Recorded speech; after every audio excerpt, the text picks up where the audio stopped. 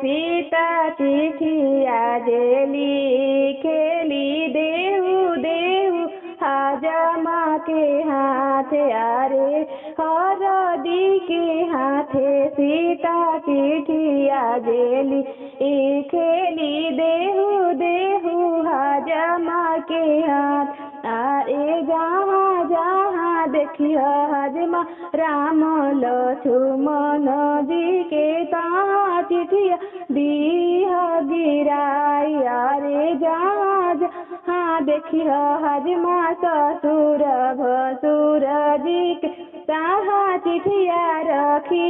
छुपा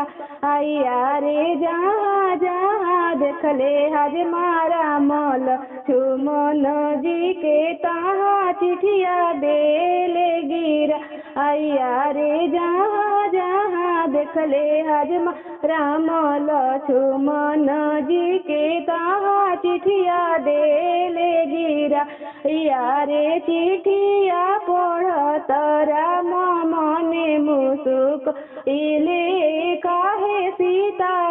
तय कुलाया रे चिठिया पढ़त सी राम मने मुसुक इले काहे सीता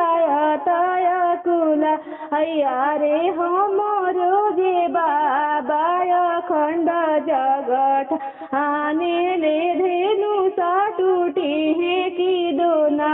अया रे हमरो जे बाबा अखंड जगत आने ले धेनु सा टूटी है की दोना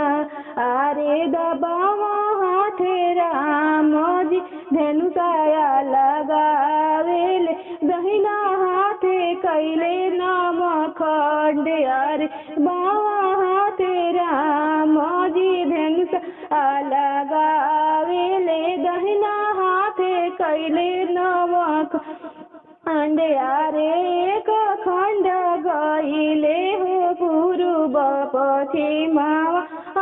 एक खंड गईले परे आगे अरे तीसर खंड गिरे लाय अयोध्या नगरिया नर लोग करे जय जयकार अरे तीसर खंड गिरे लाय अयोध्या नगरिया नर लोग करे जय जयकार अरे हरदी के हाथ सीता चिठिया जे लिखेली देहु देहु राम जी के हाथ अरे चिठिया पढ़त राम मने मुसुकइले कहे सीता तय कुलाई।